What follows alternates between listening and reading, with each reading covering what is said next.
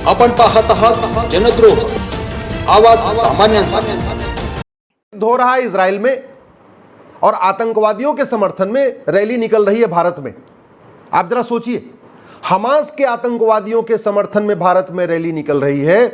जिन Hamas के आतंकवादियों ने इजराइल के बच्चों को किडनैप किया है, रेप किया है, मर्डर किया है, सीधे सीधे गला काटा है, एक एक उनका टुकड़ा काटा है, छोटे छोटे बच्चों को पिंजरे में किडनैप करके रखा हुआ है, उन आतंकवादियों के समर्थन में भारत में रैली निकल रही है। ये जो रैली में है आपको दिख रहे हैं ना, ये आतंकवादी से कम नहीं है। आतंकवादियों से ज्यादा खतरनाक होती है आतंकी सोच। ये कल के आतंकी ही हैं जो रैली में घूम रहे हैं। इसलिए मैं कह रहा हूं, आतंकवादियों का लोग जो समर्थन करते हैं भारत में, उनको भी आप आतंकवादी मानिए। और मैं सरकारों से निवेदन करता हूं, ऐसे आतंकवादियों के समर्थकों के खिलाफ एनएसए लगाइए, नेशनल सिक्योरिटी एक्ट लगाइए, यूएपीए लगाइए, इनके खिलाफ देशद्रोह की धारा लगाइए, इनके खिलाफ वेजिंग वॉर की धारा लगाइए, सेक्शन 121 इंडियन पिनल कोड का। इनकी 100% प्रॉपर्टी जब्त करिए, इनके घर पे बुलडोजर चलाइए, तब इनके होश ठिकाने आएंगे। ये जो आतंकवादियों का समर्थन कर रहे हैं इकट्ठे होके, इनके खिलाफ गैंगस्टर एक्ट लगाइए। और ये तो हुआ आतंकवादियों के जो सोच है उसको रोकने वाली बात। लेकिन आतंकी सोच आ कहां से रही है? आतंकी सोच इसलिए आ रही है भारत में क्योंकि यहां आक्रांताओं के नाम पे, आतंकवादियों पे नाम पे सड़क मोहल्ले गलियां हैं। जो कुछ आज हम देख रहे हैं इजराइल में, इससे ज्यादा खतरनाक भारत में हो चुका है। हमारी माताओं बहनों ने इसलिए जौहर कर लिया था, वो आतंकवादियों के हाथ में नहीं आना चाहती थी। इसलिए जब भी बाबर, हुमायूं, तुगलक, गोरी, गजनी के सैनिक उनको पकड़ने जाते थे, वो आग लगा लेती थी। औरंगजेब के सैनिक जाते थे तो आग लगा लेती थी। सिख पंथ किस लिए बना था? गुरुओं को किस तरीके से, विभत्त तरीके से काटा गया था। यह शीशगंज गुरुद्वारा किस लिए बना हुआ है? इसके बावजूद आज भी भारत में आतंकी सोच खत्म नहीं हुई है। हमने कुछ नहीं सीखा, हमने इतिहास से कुछ सीखा ही नहीं। हम उस गजनी, गोरी, तुगलक, हुमायूं, बाबर, औरंगजेब के नाम पे भारत में सड़क बना के रखे हैं, मोहल्ले बना के रखे हैं, गलियां बना के रखे हैं, जो हमास के भी आतंकवादियों से ज्यादा क्रूर थे, जो आईएस के आतंकवादियों से ज्यादा वहशी दरिंदे थे। उनके नाम पे हमने भारत में सड़क, मोहल्ले, गलियां बना रखा है। आज तक उनको खत्म नहीं किया। और जब हम खत्म करने की बात करते हैं कि गुलामी के नाम हटाइए, तो लोग कहते हैं ये तो कम्युनलिटी है।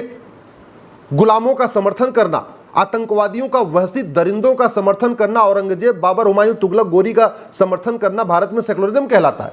खत्म करिए इसको, गुलामी का नाम हटाइए, गुलामी के निशान हटाइए, गुलामी की भाषा हटाइए, गुलामी की परंपरा हटाइए, गुलामी के रीति रिवाज को कंप्लीटली बैन करिए, नफरत सिखाने वाली किताबों को कंप्लीटली बैन करिए। जब भी कोई आतंकवादी पकड़ा जाए, उसका नार्को पॉलीग्राफ ब्रेन मैपिंग करके पूछिए कि वो उसको आतंकी सोच आई कहां से। वो अपने आप बता देगा कि मदरसे में पढ़ता था और ये किताब पढ़ता था, सीधे सीधे बताएगा। पूरी दुनिया में जहां भी मदरसा है वहां शांति नहीं है, जहां मदरसा है वहां अशांति है, जहां मदरसा है वहां बदहाली है, जहां मदरसा है वहां बम विस्फोट हो रहा है। भारत में मदरसे की कोई जरूरत नहीं। समान शिक्षा लागू करिए, 10वीं तक यानी 16 साल तक सभी भारतीयों के लिए 1 नेशन 1 सिलेबस, 1 नेशन 1 करिकुलम लागू करिए। न कोई विदेशी किताब पढ़ेगा, न कोई विदेशी भाषा में बोलेगा, न कोई विदेशी रीति रिवाज अपनाएगा, न कोई विदेशी परंपरा अपनाएगा। सब कुछ भारतीय उसको करिए, मैंडेटरी करिए। कुछ नहीं विदेशी कर सकता। चीन ने किया है, इसलिए चीन में शांति है, समृद्धि है, खुशहाली है। भारत में झूठा पाखंड चल रहा है ह्यूमन राइट का, इसलिए भारत में आतंकवादियों के समर्थन में रैली निकल रही है।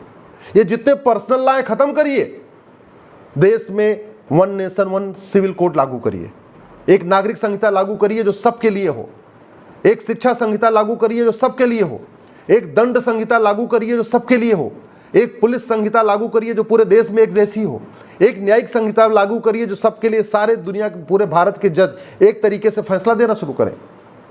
अभी भी जज मन मर्जी, अपने मन चाहे, अपने विचारों के हिसाब से फैसला देते हैं। कानून घटिया है। आज भी हमारे तहसीलों में जो काम होता है उर्दू फारसी में होता है।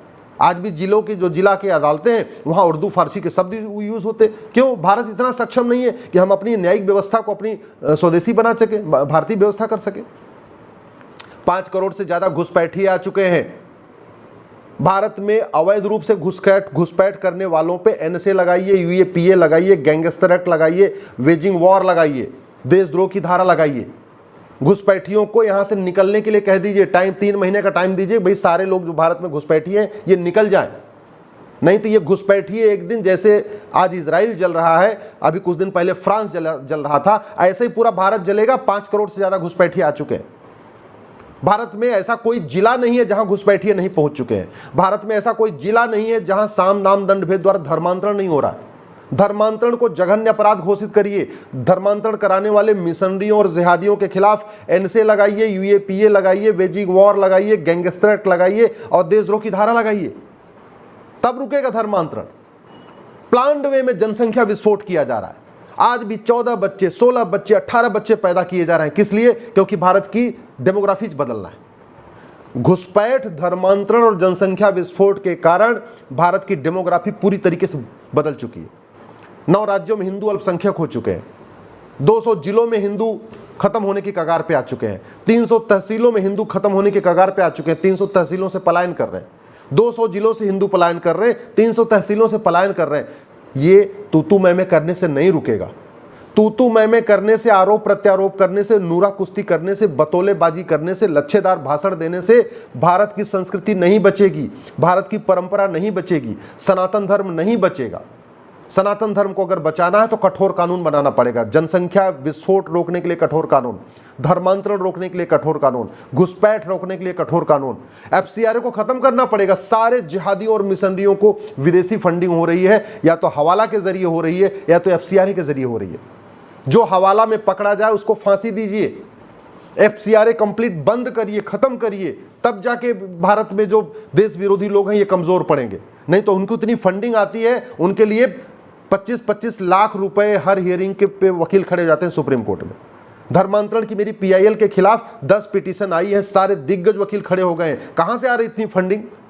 जनसंख्या नियंत्रण के खिलाफ मेरी पीआईएल का विरोध करने के लिए बहुत सारे सीनियर वकील खड़े हो गए। घुसपैठियों की मेरी पीआईएल रोकने के लिए बहुत सारे सीनियर वकील खड़े हो गए। और बड़े प्लान्ड वे में कानून बनाया गया भारत की संस्कृति को नष्ट करने के लिए।